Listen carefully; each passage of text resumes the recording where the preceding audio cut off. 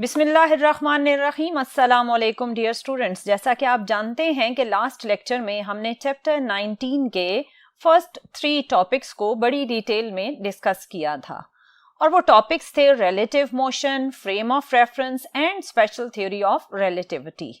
आज हम special theory of relativity के रिजल्ट्स में से first result that is time dilation, उसको डिटेल में डिफरेंट थॉट एक्सपेरिमेंट्स के थ्रू ऑब्जर्व करेंगे और देखेंगे कि टाइम डायलेशन का कॉन्सेप्ट आखिर क्या है। तो चलिए स्टार्ट करते हैं। डियर स्टूडेंट, इससे पहले कि हम टाइम डायलेशन के कॉन्सेप्ट को स्टार्ट करें, थोड़ा सा ये जान लेते हैं कि आखिर आइंस्टाइन ने टाइम डायलेशन का कॉन्सेप्ट किस तरह एक्सप्लोर किया। आइंस्टाइन उन चंद साइंटिस्ट में थे जो बहुत ही अर्ली एज में साइंस और इस यूनिवर्स में डिफरेंट ऑब्जर्वेशंस को आपस में रिलेट करने लग गए। आप जिस उम्र में फुटबॉल खेलने, क्रिकेट मैच देखने और मोबाइल पर गेम्स खेलने में मसरूफ रहते हैं, उस उम्र में आइंस्टाइन ये सोचा करते थे कि अगर वो लाइट के साथ ट्रेवल कर सकें और इस पूरी दुनिया को, इस पूरी यूनिवर्स को देख सकें, तो ये यूनिवर्स उन्हें किस तरह नजर आएगी। एक शाम को आइंस्टाइन अपना काम कंप्लीट करने के बाद ट्रेन में सफर पर गामजन थे। इस सफर के दौरान उन्होंने जब क्लॉक टावर को क्रॉस किया तो उन्होंने एक बहुत ही स्ट्रेंज चीज ऑब्जर्व की। उन्होंने ये ऑब्जर्व किया कि जैसे जैसे ट्रेन क्लॉक टावर से दूर होती गई, स्पीड गेन करती गई, तो क्लॉक टावर पर मौजूद नीडल्स की मूवमेंट स्लो होती गई। आइंस्टाइन ने यह ऑब्जर्व किया कि अगर ट्रेन बहुत ही हाई वेलोसिटी को पहुंच जाए तो क्लॉक टावर की नीडल्स इतनी स्लो हो जाएंगी कि हम उन्हें फ्रीजिंग नीडल्स कह सकेंगे। इसका मतलब यह कि आइंस्टाइन के दिमाग में यह ख्याल आना शुरू हुआ इस ऑब्जर्वेशन से कि जैसे जैसे उनकी ट्रेन तेज होती गई, उनकी टाइम से रिलेटेड ऑब्जर्वेशन भी चेंज होती गई। और ऑब्जर्वेशन कुछ इस तरह से थी कि जितनी ट्रेन फास्ट होती जाएगी, क्लॉक उतना ही उनको स्लो नजर आना स्टार्ट हो गया। यहां से आइंस्टाइन के दिमाग में एक बहुत ही अमेजिंग सोच आई और वो सोच रिलेटेड थी स्पेशल थ्योरी ऑफ रिलेटिविटी के सेकंड पॉइंट से। स्पेशल थ्योरी ऑफ रिलेटिविटी का सेकंड पॉइंट ये था कि speed of light is a universal constant. यहां इस थॉट एक्सपेरिमेंट से जो उन्होंने ट्रेन में बैठकर क्लॉक के थ्रू किया, इस ऑब्जर्वेशन से आइंस्टाइन अब ये कंक्लूड करने लग गए थे कि स्पीड ऑफ लाइट किस तरह एक कांस्टेंट है। स्पीड ऑफ लाइट को कांस्टेंट बनाने के लिए आइंस्टाइन ने स्पेस और टाइम की वेरिएशन के बारे में सोचना स्टार्ट कर दिया। अगर हम अपनी रूटीन लाइफ में मूवमेंट्स को देखें तो रूटीन लाइफ में डियर स्टूडेंट, अगर कोई कार 110 किलोमीटर पर आवर के साथ मूव करती हुई आई और आपने स्पीडोमीटर से उसकी स्पीड मेजर की तो वो आपको 110 किलोमीटर पर आवर ही मिली। लेकिन इसी कार ने अगर 90 किलोमीटर पर आवर से चलती हुई कार को क्रॉस किया तो 90 किलोमीटर पर आवर में बैठा हुआ ऑब्जर्वर ये कहेगा कि जिस कार ने मुझे अभी क्रॉस किया है, इसकी स्पीड 110 किलोमीटर पर आवर नहीं है, इसकी स्पीड 20 किलोमीटर पर आवर है। इसका मतलब कि हम रूटीन लाइफ में स्पीड या वेलोसिटी से रिलेटेड रिलेटिविस्टिक इफेक्ट्स को ऑब्जर्व करते हैं। लेकिन जब मैक्सवेल ने इलेक्ट्रोमैग्नेटिक वेव थ्योरी दी तो मैक्सवेल ने यह कहा कि ये स्पीड या वेलोसिटी ऑब्जर्वर की मूवमेंट या फ्रेम ऑफ रेफरेंस की मूवमेंट पर डिपेंड नहीं करती। और यही बात आइंस्टाइन को परेशान कर रही थी कि हम रूटीन लाइफ में स्पीड और वेलोसिटी में रिलेटिविस्टिक इफेक्ट्स देखते हैं, तो फिर मैक्सवेल की थ्योरी में स्पीड ऑफ लाइट एक कांस्टेंट क्यों है। ये दोनों बातें जो रूटीन लाइफ और इलेक्ट्रोमैग्नेटिक की जो मैक्सवेल की थ्योरी थी, इन दोनों बातों में कॉन्फ्लिक्ट था और इस कॉन्फ्लिक्ट को रिजॉल्व करने के लिए आइंस्टाइन ने अपनी स्पेस टाइम वेरिएशन वाली बात बताई। और इस ऑब्जर्वेशन के अकॉर्डिंग या स्पेस टाइम वेरिएशन के अकॉर्डिंग ये था कि अगर आप किसी ऐसे फ्रेम में बैठे हैं जो इनर्शियल फ्रेम है और उस फ्रेम में आप कोई इवेंट ऑब्जर्व करते हैं, तो आप रेस्ट वाली स्टेट में एक इवेंट ऑब्जर्व कर रहे हैं क्योंकि आप इनर्शियल फ्रेम का हिस्सा हैं। सो जो टाइम उस इवेंट का आप ऑब्जर्व करेंगे वो टाइम एक प्रॉपर टाइम कहलाएगा। सपोज करें कि एक बॉल आपने अपवर्ड थ्रो की और जब वो डाउनवर्ड आई तो इस अपवर्ड और डाउनवर्ड मूवमेंट का आपने टाइम नोट किया in your inertial frame of reference. ये टाइम आपके उस इवेंट का प्रॉपर टाइम कहलाएगा।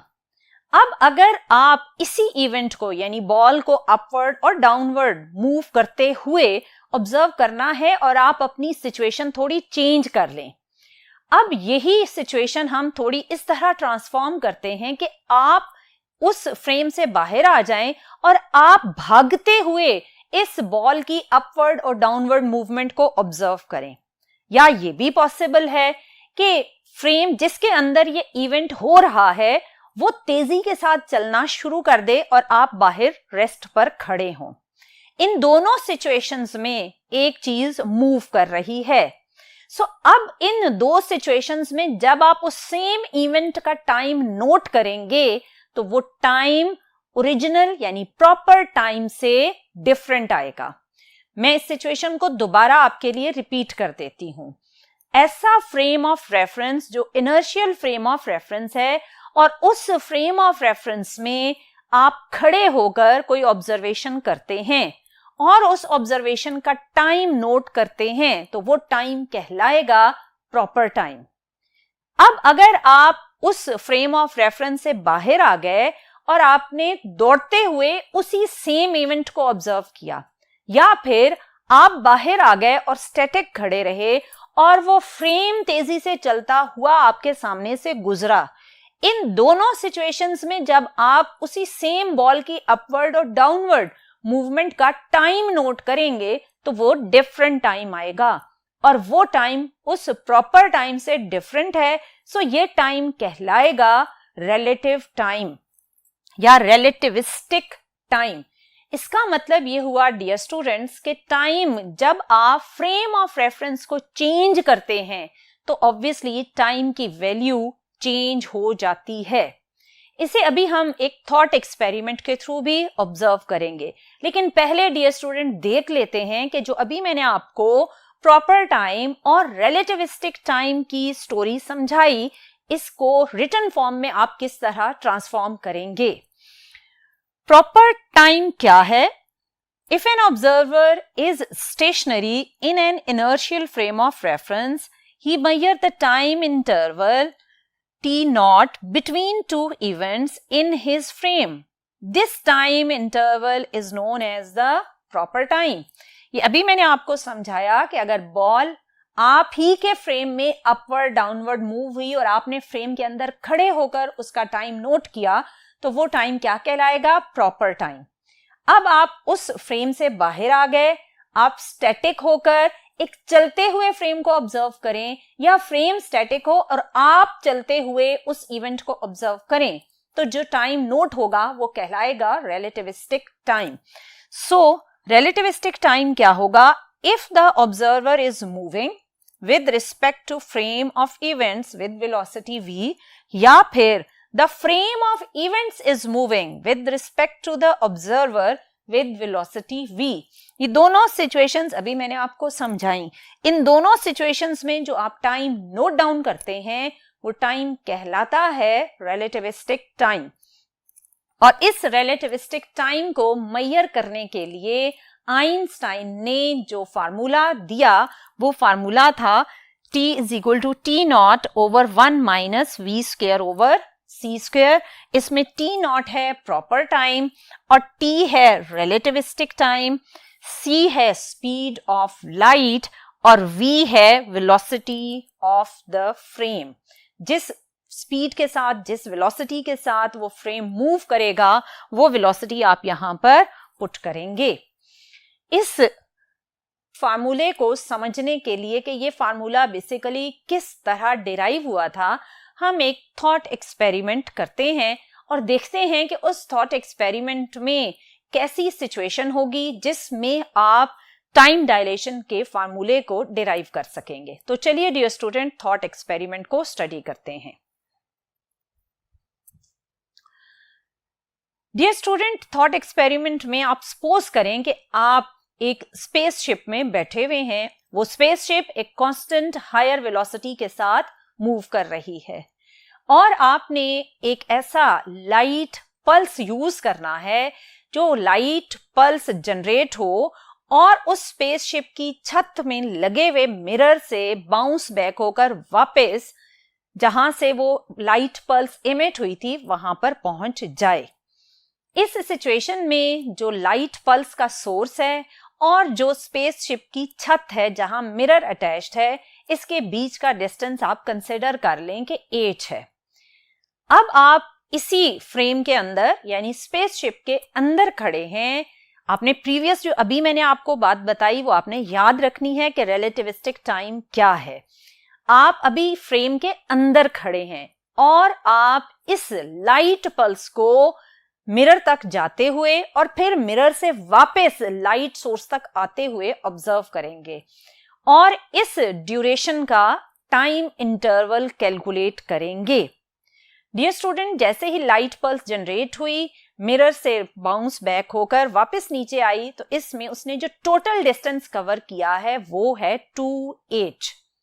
और अगर आप s = vt वाला फार्मूला यूज करें तो टाइम इक्वल होगा डिस्टेंस डिवाइडेड बाय स्पीड, और डिस्टेंस टोटल इस इवेंट में कवर हुआ है 2h। सो इसका मतलब कि टाइम की वैल्यू है 2h divided by c। c is the speed of light. अब आपके पास ये इक्वेशन है जो कि टाइम की वैल्यू आपको देगी इस फ्रेम ऑफ रेफरेंस में for the observation of time. अब इस इवेंट को सपोज करें कि एक ऑब्जर्वर अर्थ पर खड़े हुए ऑब्जर्व कर रहा है। सेम इसी इवेंट को जब उस अर्थ पर खड़े हुए ऑब्जर्वर ने ऑब्जर्व किया तो उसको लाइट पल्स की मूवमेंट कुछ इस तरह से नजर आई। इसकी रीजन ये है कि जब अर्थ पर खड़ा हुआ ऑब्जर्वर इस इवेंट को ऑब्जर्व करेगा तो स्पेस शिप की हॉरिजॉन्टल वेलोसिटी का फैक्टर लाइट पल्स की मूवमेंट को एक डायगोनल पैटर्न में ट्रांसफॉर्म कर देगा। और अगर आप इस डायगोनल पैटर्न को देखें तो आप बड़े आराम से ये कंक्लूड कर सकते हैं कि इस ऑब्जर्वेशन में लाइट पल्स ने जो डिस्टेंस ट्रेवल किया है, प्रीवियस केस में लाइट पल्स के डिस्टेंस से ये डिस्टेंस ज्यादा है। अब ये डिस्टेंस s जो लाइट पल्स ने कवर किया according to the observer on Earth, अब हम पहले इसकी वैल्यू कैलकुलेट करते हैं और देखते हैं कि जब इस वैल्यू को ऑब्जर्वर ऑन अर्थ टाइम के फार्मूले में यूज करेगा तो टाइम की क्या वैल्यू इस ऑब्जर्वर के लिए जो कि अर्थ पर खड़ा है, क्या वैल्यू फॉर टाइम आएगी। तो डियर स्टूडेंट, पहले हम इस डायगोनल पैटर्न के अकॉर्डिंग देखते हैं कि डिस्टेंस किस तरह कैलकुलेट किया जाएगा। अभी आपने देखा कि लाइट पल्स जो ऑब्जर्वर ऑन अर्थ था उसको कुछ इस तरह नजर आई। ये वो टोटल डिस्टेंस है जो स्पेसशिप हॉरिजॉन्टल डायरेक्शन में ट्रेवल करेगी, और ये वो हाइट है जो सोर्स ऑफ लाइट और मिरर के बीच की हाइट है। इसमें आपको दो ट्रायंगल नजर आएंगे। ये आपके पास एक राइट एंगल ट्रायंगल है। इस राइट एंगल ट्रायंगल पर आप पाइथागोरस थ्योरम इंप्लीमेंट करके s की वैल्यू फाइंड करेंगे और सेम वही s की वैल्यू हम इस इक्वेशन में यूज कर लेंगे। सो अगर डियर स्टूडेंट हम इस ट्रायंगल पर पाइथागोरस थ्योरम लगाएं तो पाइथागोरस थ्योरम के अकॉर्डिंग क्या होगा, हाइपोटेन्यूस का स्क्वायर इज इक्वल टू, ये हाइपोटेन्यूस है, ये बेस है और ये परपेंडिकुलर है, इज इक्वल टू बेस का स्क्वायर प्लस परपेंडिकुलर का स्क्वायर। हाइपोटेन्यूस की वैल्यू है s, बेस की वैल्यू है l और परपेंडिकुलर की वैल्यू है h। इसमें आपने क्योंकि s की वैल्यू फाइंड आउट करनी है तो बोथ साइड्स पर आप स्क्वायर रूट लेंगे तो आ जाएगा l square is equal plus h square. So s की वैल्यू आपके पास ये आई।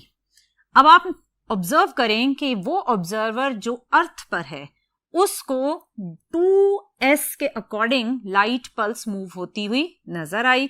सो जो डिस्टेंस इस ऑब्जर्वर ने ऑब्जर्व किया वो होगा ट्वाइस ऑफ s। सो अब इस वैल्यू को यूज करेगा ऑब्जर्वर ऑन अर्थ और फाइंड करेगा कि टाइम की वैल्यू क्या है। टाइम की इक्वेशन होती है distance over speed of light. So distance की वैल्यू है 2s डिवाइडेड बाय c और 2s की वैल्यू है 2l square plus 8 square divided by c।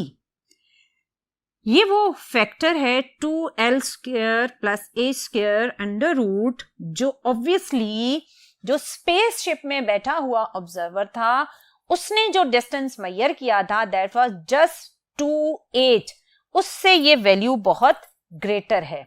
लेकिन पहले हम स्पेसशिप के ऑब्जर्वर की वैल्यू भी लिख लेते हैं कि उसने टाइम की इक्वेशन को कैसा बनाया।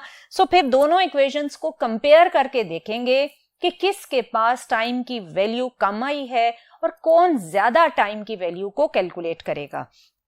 अगर आप स्पेसशिप में बैठे हुए ऑब्जर्वर को देखें तो लाइट पल्स जो उसको नजर आई थी जस्ट उसने अपवर्ड और फिर डाउनवर्ड मूवमेंट की थी। इसका मतलब कि लाइट पल्स ने जो डिस्टेंस कवर किया था वो सिंपली ट्वाइस ऑफ h था। ये डिस्टेंस कवर हुआ। अगर उसने टाइम नोट करना है तो टाइम अगेन क्या होगा, distance divided by speed which is speed of light. अब डिस्टेंस कितना है 2h डिवाइडेड बाय c।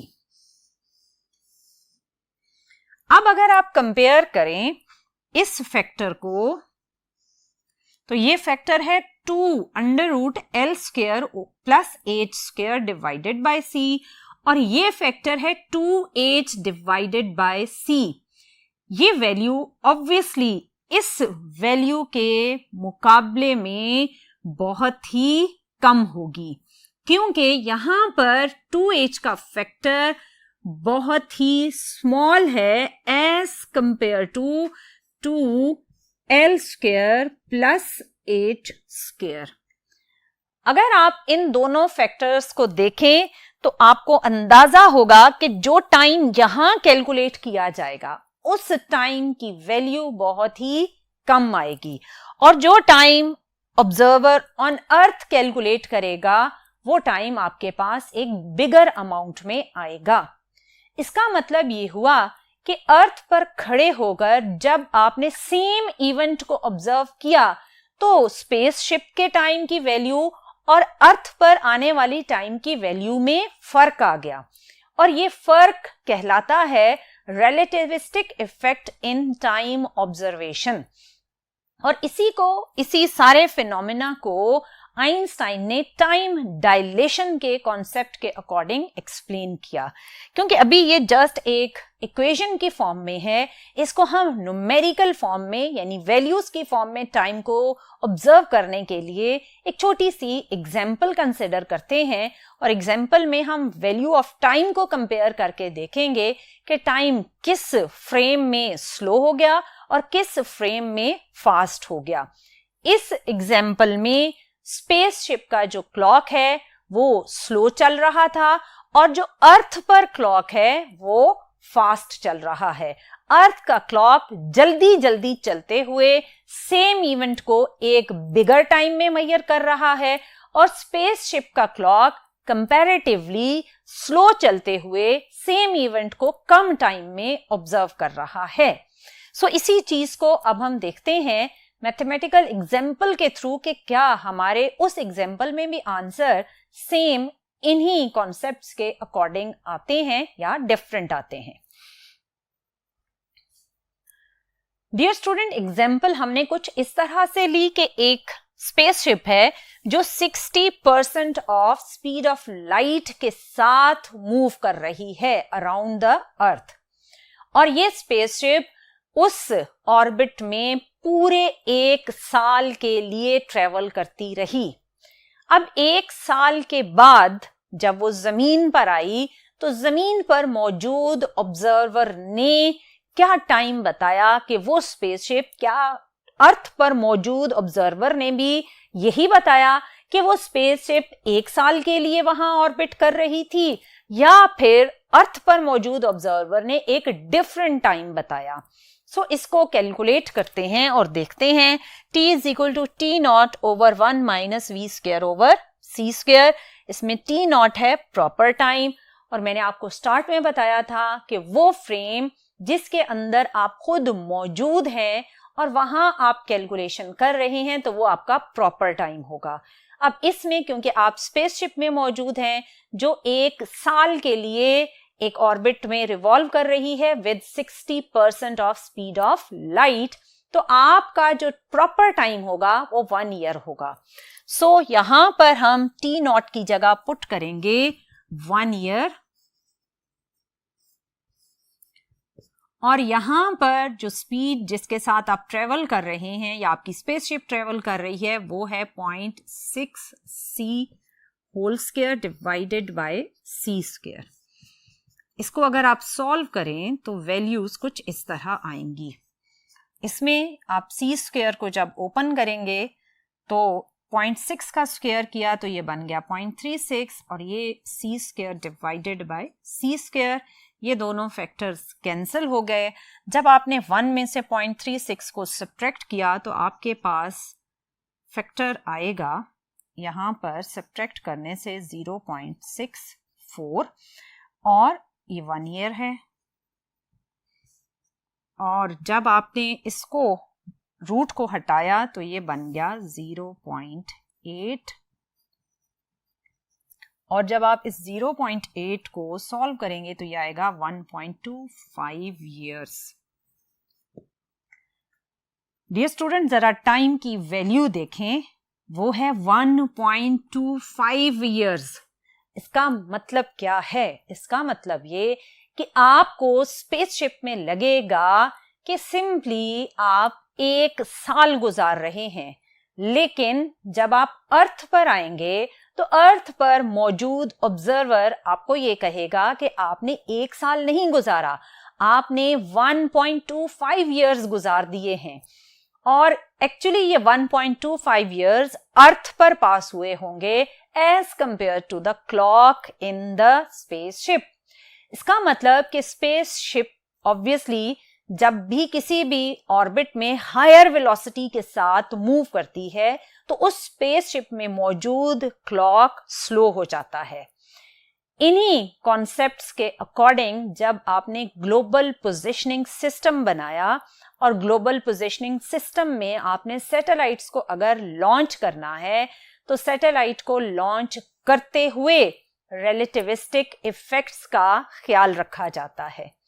इससे क्या मतलब है? इसका मतलब ये है कि जो क्लॉक आप सैटेलाइट में रखेंगे for the measurement of time, obviously जब वो क्लॉक स्पेसशिप में जाएगी तो वो क्लॉक तो स्लो हो जाएगी, और उस क्लॉक का टाइम अर्थ के टाइम के साथ सिंक नहीं कर पाएगा। उसके टाइम को अर्थ के टाइम के साथ सिंक करने के लिए उसकी क्लॉक में थोड़ी चेंजेस की जाती हैं, क्योंकि जीपीएस सिस्टम में मौजूद सैटेलाइट्स को अगर आप जर्नल थ्योरी ऑफ रिलेटिविटी के अकॉर्डिंग देखें तो जर्नल थ्योरी ऑफ रिलेटिविटी का ये कहना है कि जैसे जैसे आप ग्रेविटी से बाहर जाते हैं तो आप ग्रेविटेशनल इफेक्ट से दूर हो गए तो आपका क्लॉक तेज हो जाएगा, यानी स्पेसशिप में मौजूद क्लॉक क्या हो जाएगा? तेज हो जाएगा according to general theory of relativity. और according to general theory of relativity कितना तेज होगा? वो होगा 45,900 नैनोसेकंड पर डे। ये वो टाइम फैक्टर है जो इंक्रीजिंग की तरफ जाएगा according to general theory of relativity. लेकिन स्पेशल थ्योरी ऑफ रिलेटिविटी का ये कहना है कि जैसे जैसे आप एक बहुत ही हाई वेलोसिटी के साथ मूव करते हुए ऑब्जेक्ट में बैठेंगे तो उसमें मौजूद क्लॉक स्लो हो जाएगा। जनरल थ्योरी का कहना है कि क्लॉक तेज हो जाएगा, लेकिन स्पेशल थ्योरी ऑफ रिलेटिविटी का कहना है कि क्लॉक स्लो हो जाएगा। और according to special theory of relativity, अगर आप सैटेलाइट में जो कि एक हायर वेलोसिटी के साथ मूव कर रही है, टाइम एक एवरेज 7200 नैनोसेकंड पर डे के अकॉर्डिंग स्लो हो जाएगा। सो ये दोनों जो फैक्टर हैं, इनको आपने सैटेलाइट में मौजूद क्लॉक के अंदर कंपनसेट करवाना है।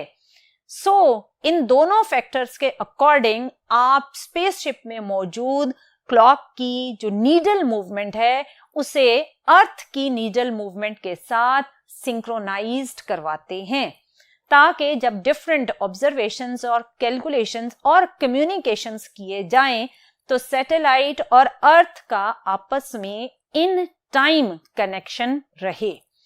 ये तो था कि सैटेलाइट जो कि एक हायर वेलोसिटी के साथ मूविंग ऑब्जेक्ट है, वहां आप क्लॉक को सिंक्रोनाइजेशन के अकॉर्डिंग लाने के लिए टाइम डायलेशन की इक्वेशन की हेल्प लेते हैं। आइंस्टाइन की टाइम डायलेशन की ही इक्वेशन की हेल्प लेकर फाइंड किया जाता है कि कौन सा रिलेटिविस्टिक फैक्टर आप स्पेसशिप की क्लॉक में इंक्लूड करेंगे। सेम यही चीज आप एरोप्लेन्स में भी ऑब्जर्व कर सकते हैं। वो एरोप्लेन जो कि ऑब्वियसली हमारी अर्थ में मौजूद ऑब्जेक्ट्स के कंपैरेटिवली हाई वेलोसिटी के साथ चल रहा होता है, अगर वो एरोप्लेन एक बहुत ही लॉन्ग फ्लाइट के लिए ट्रेवल कर रहा है तो आप बिल्कुल दो आइडेंटिकल क्लॉक्स लें जिनका टाइम और बिहेवियर बिल्कुल आइडेंटिकल हो। एक क्लॉक आप अर्थ पर रख लें और एक क्लॉक उस एरोप्लेन पर रख दें। एरोप्लेन जब एक लॉन्ग फ्लाइट के बाद वापस आएगा तो आप दोनों क्लॉक्स को ऑब्जर्व करें। आपको इन दोनों क्लॉक्स में भी टाइम डायलेशन का इफेक्ट नजर आएगा।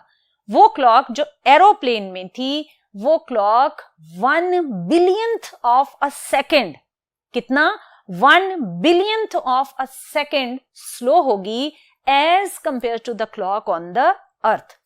ऑल्दो ये टाइम बहुत ही छोटा है, जो कि हम रूटीन लाइफ में इसको इतनी इंपॉर्टेंस नहीं देते, लेकिन अगर आप यही कैलकुलेशन टाइम डायलेशन की इक्वेशन के अकॉर्डिंग करें तो जो रिजल्ट्स आपको टाइम डायलेशन की इक्वेशन से मिलते हैं वो एग्जैक्टली क्लॉक के ऊपर ऑब्जर्व होने वाले टाइम के साथ मैच करते हैं।